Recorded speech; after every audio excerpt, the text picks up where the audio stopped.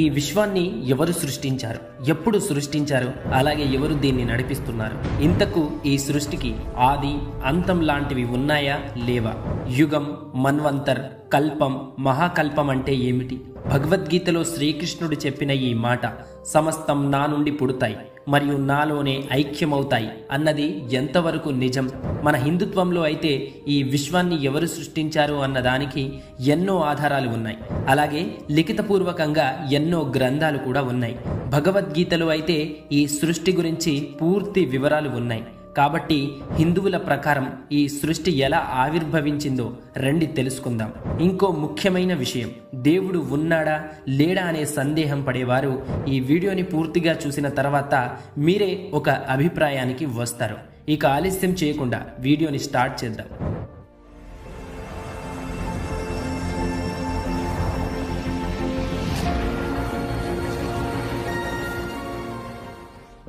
మన హిందూ మతంలో విశ్వం ఒక అస్తిత్వం కాదు. ఈ అనంతమైన బ్రహ్మాండంలో విశ్వాలు నిరంతరం సృష్టించబడుతున్నాయి మరియు నాశనం చేయబడుతున్నాయి. మరో మాటలో చెప్పాలంటే మనం మల్టీవర్స్కు చెందిన విశ్వంలో జీవిస్తున్నాం. మన విశ్వం చివరి వరకు ఉండకపోవచ్చు, కానీ మల్టీవర్స్ ఎప్పటికీ శాశ్వతంగా ఉంటుంది. విష్ణువు ఈ మల్టీవర్స్కి స్వరూపం. హిందువు మతం ప్రకారం విష్ణువు విశ్వాన్ని సృష్టించబోయే ముందు అన్ని కారణాల యొక్క విశ్వ సముద్రంలో నిద్రిస్తూ ఉంటాడు.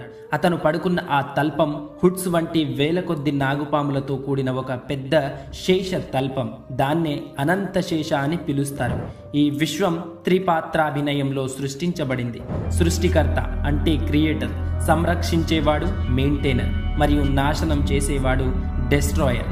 బ్రహ్మ సృష్టికర్త, విష్ణువు సంరక్షకుడు మరియు శివుడు నాశనం చేసేవాడు. ఏ విధంగా అయితే ఏమీ లేని శూన్యం నుండి ఒక బిందువు చేత బిగ్ బ్యాంగ్ జరిగిందో అదే విధంగా విష్ణువు కూడా శూన్యం నుండే పుట్టాడు. సైన్స్ యొక్క బిగ్ బ్యాంగ్ థియరీలో ఏమీ లేని శూన్యంలో ఆ బిందువు ఎలా ఉద్భవించిందో అన్నదానికి సైన్స్ దగ్గర సమాధానం లేదు. అలాగే హిందువుల ప్రకారం సృష్టి లేనప్పుడు విష్ణువు ఎలా జన్మించాడో అన్నదానికి కూడా సమాధానం లేదు. ఈ రెండిటి గురించి ఆలోచించడం మొదలు పెడితే మనం ఇక్కడి నుండి ముందుకు వెళ్ళలేం.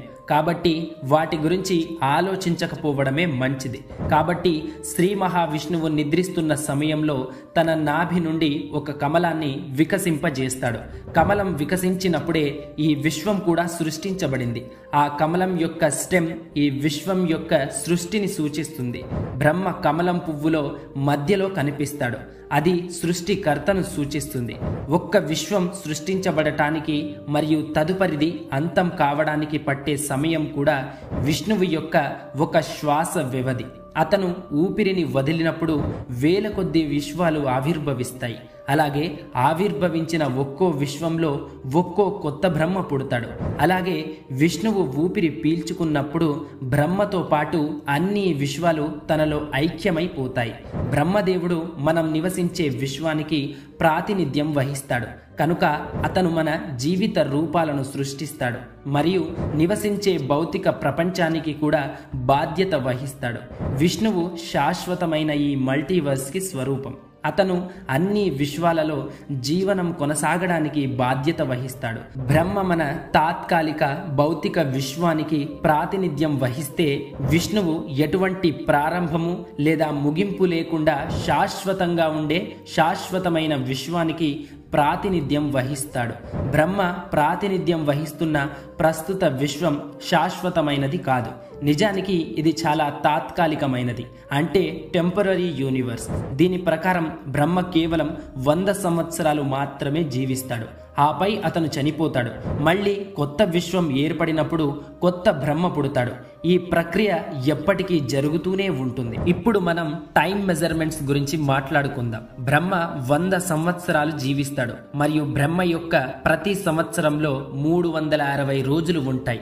మనం ప్రస్తుతానికి అతని 51 సంవత్సరాల పాలనలో మొదటి రోజులో ఉన్నాం.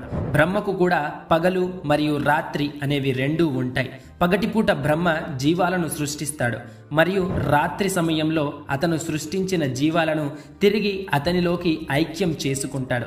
అయితే మీరు ఎవరూ కూడా విచారంగా ఉండాల్సిన అవసరం లేదు, ఎందుకంటే ఇది చాలా సుదీర్ఘమైన రోజు.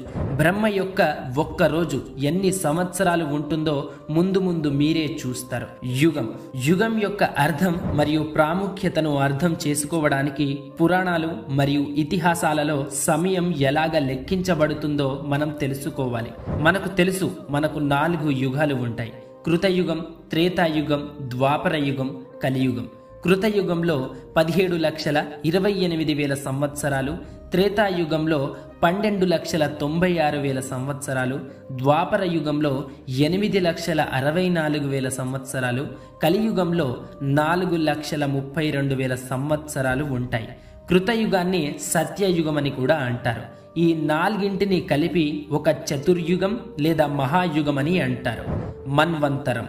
ఒక మన్వంతరంలో 71 చతుర్యుగాలు లేదా మహాయుగాలు ఉంటాయి.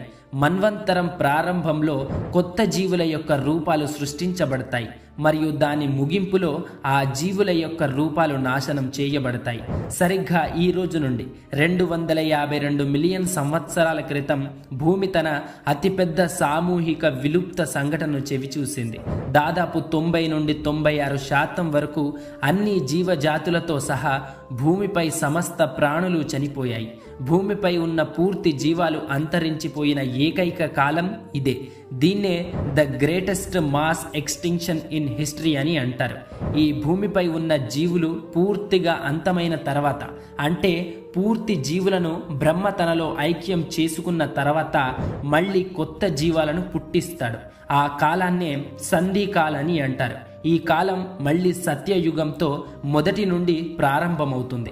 ప్రాచీనమైన భారతీయ గ్రంథాలలో ఏ జీవికైనా జీవిత చక్రం ఈ విధంగానే సాగుతుంది. కల్పం. మనకు 24 గంటలకు ఒక రోజైతే ఈ విశ్వానికి 864 కోట్ల సంవత్సరాలకు ఒక రోజు. భూమిపై మన రోజును విశ్వంతో పోల్చటానికి కల్పంలో లెక్కిస్తారు. ఎలా లెక్కించాలో ఇప్పుడు చూద్దాం. ఒక కల్పం 14 మన్వంతరాలు మరియు 15 సంధి కాలాలకు సమానం. ఒక చతుర్యుగానికి 43,20,000 సంవత్సరాలు. 71 చతుర్యుగాలకు ఒక మన్వంతరం అంటే 71 × 43,20,000 సంవత్సరాలు ఈజ్ ఈక్వల్ టు 30,67,20,000 సంవత్సరాలు. 14 మన్వంతరాలు ఇంటూ 30,67,20,000 సంవత్సరాలు ప్లస్ 15 సంధికాలాలు ఇంటూ 17,28,000 సంవత్సరాలు దట్ ఈజ్ ఈక్వల్స్ టు 432 కోట్ల సంవత్సరాలు. అంటే 432 కోట్ల సంవత్సరాలకు ఒక కల్పం. ఒక కల్పం బ్రహ్మదినంలో 12 గంటలు అంటే సగం రోజు. 2 కల్పాలు కలిపితే బ్రహ్మకు ఒక రోజు అంటే 864 కోట్ల సంవత్సరాలు. ముందు చెప్పినట్లుగా పగటిపూట 432 కోట్ల సంవత్సరాలకు బ్రహ్మ కొత్త జీవాలను సృష్టిస్తాడు మరియు రాత్రి సమయంలో అతను సృష్టించిన జీవాలను తిరిగి అతనిలోకి ఐక్యం చేసుకుంటాడు. అంతేకాకుండా ఇంకో ఆసక్తికరమైన విషయం ఏమిటంటే ఆధునిక శాస్త్రీయ ఆవిష్కరణల ప్రకారం భూమిపైన మొట్టమొదటి జీవి 428 కోట్ల సంవత్సరాల క్రితం జన్మించింది. మహాకల్పం. ఈ విశ్వం యొక్క పూర్తి ఆయుష్ 100 సంవత్సరాలు. అంటే ఈ విశ్వం 100 సంవత్సరాల వరకు జీవించి ఉంటుంది. ఈ విశ్వం యొక్క 100 సంవత్సరాలు ఎంత పొడవు ఉంటుందంటే యూనివర్సల్ స్కేల్లో 60 కల్పాలకు ఒక నెల, 12 నెలలకు ఒక సంవత్సరం. కాబట్టి 100 సంవత్సరాలు ఇంటూ 60 కల్పాలు ఇంటూ 12 నెలలు ఇంటూ 432 కోట్ల సంవత్సరాలు ఈజ్ ఈక్వల్స్ టు ఇదిగో ఇన్ని లక్షల కోట్ల సంవత్సరాలు. ఈ విశ్వం ఒకసారి సృష్టించబడినప్పుడు 311.04 ట్రిలియన్ సంవత్సరాల పాటు ఉంటుంది. ఈ కాలాన్నే మహాకల్పమని అంటారు. అలాగే దీన్నే మహావిష్ణువు యొక్క శ్వాస వ్యవధి అని కూడా అంటారు. దీని తర్వాత నైమిత్తిక ప్రళయం సంభవిస్తుంది. సింపుల్ గా చెప్పాలంటే ఈ విశ్వం 311.04 ట్రిలియన్ సంవత్సరాలకు ఒకసారి నాశనమై మళ్ళీ కొత్త విశ్వం పుడుతుంది. కొత్త విశ్వం పుట్టిన ప్రతిసారి కొత్త బ్రహ్మ కూడా పుడతాడు. ఈ విశ్వం పుట్టి 50 సంవత్సరాలు గడిచి 51 సంవత్సరంలో మొదటి రోజు నడుస్తోంది. యూనివర్సల్ స్కేల్లో రోజు అంటే ఒక కల్పం. ప్రస్తుతం నడుస్తున్న ఈ కల్పానికి శ్వేతవరాహ కల్పం అని పేరు ఉంది. మనం వైవస్వత మన్వంతరమైనటువంటి 7వ మన్వంతరంలోని 28వ మహాయుగంలోని కలియుగంలో ఉన్నాం. ఇప్పుడు మనం నివసిస్తున్న ఈ విశ్వం యొక్క వయసుని లెక్కిద్దాం. మనం ముందే చెప్పుకున్నాం, ప్రస్తుతానికి మనం బ్రహ్మ యొక్క 51 సంవత్సరాలలో మొదటి రోజులో ఉన్నాం.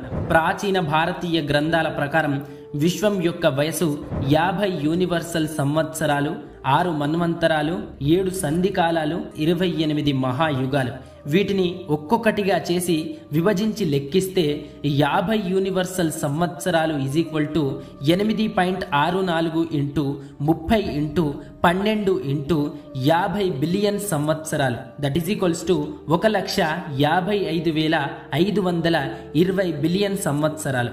6 మన్వంతరాలు = 6 ఇంటూ 306.72 మిలియన్ సంవత్సరాలు, that is equals to 1840.32 million సంవత్సరాలు. 7 సంధికాలాలు, that is equals to 7 into 1.728 million సంవత్సరాలు = 12.096 మిలియన్ సంవత్సరాలు. 28 మహాయుగాలు = 28 ఇంటూ 4.32 మిలియన్ సంవత్సరాలు = 120.96 మిలియన్ సంవత్సరాలు. కాబట్టి పురాతన హిందూ గ్రంథాల ప్రకారం ఈ విశ్వం యొక్క వయసు 157.49 ట్రిలియన్ సంవత్సరాలు. ఈ విశ్వం దాదాపు 13.799 బిలియన్ సంవత్సరాల వయసుని కలిగి ఉందని ఆధునిక శాస్త్రాలు చెబుతున్నాయి. కానీ పురాతన భారతీయ హిందూ గ్రంథాలు చాలా ఎక్కువ కాలక్రమాన్ని అంచనా వేసి ఈ విశ్వం యొక్క వయసు సుమారు 158 ట్రిలియన్ సంవత్సరాలని ఖచ్చితంగా చెబుతున్నాయి. ఇప్పుడు మనం బ్రహ్మ యొక్క 100 ఏళ్ల వయసులో సగం వయసులోనే ఉన్నాం. కాబట్టి బ్రహ్మ చూడ్డానికి మనకు వయసు పైబడిన వ్యక్తిలా, అంటే ముసలివాడిలా కనిపిస్తాడు. వీటన్నింటినీ చూస్తుంటే ఇది నిజమే అని అనిపిస్తుంది. కానీ కొన్ని ప్రశ్నలకు సమాధానాలు దొరకకపోయేసరికి నమ్మాలా వద్దా అనే భ్రమలో జీవిస్తూ ఉన్నాం. ఏది ఏమైనా మన పురాతన గ్రంథాలు ఎప్పటికీ అబద్ధాలు చెప్పవు. సైన్స్కి అంతుపట్టని ఎన్నో విషయాలకు సమాధానాలు మన పురాతన గ్రంథాలలోనే దొరికాయి. కాబట్టి ప్రశ్నకు సమాధానం దొరకకపోయినంత మాత్రాన ఆ ప్రశ్నకు సమాధానం లేదని కాదు. ఒకటైతే నేను ఖచ్చితంగా చెప్పగలను, ఏ దేవుడైతే ఈ సృష్టిని సృష్టించాడో అతడికి ఆది, అంతం, రంగు, రూపం, లింగ భేదాలు వంటివేమీ లేవు. హిందువుల మత గ్రంథాల ప్రకారం ఈ విధంగా ఈ సృష్టి యొక్క జననం జరిగింది. వీడియో పూర్తయింది. మీ అభిప్రాయాన్ని కింద కామెంట్ సెక్షన్లో తెలియజేయండి. మరో వీడియోలో బిగ్ బ్యాంగ్ థియరీ గురించి తెలుసుకుందాం. Thank you for watching.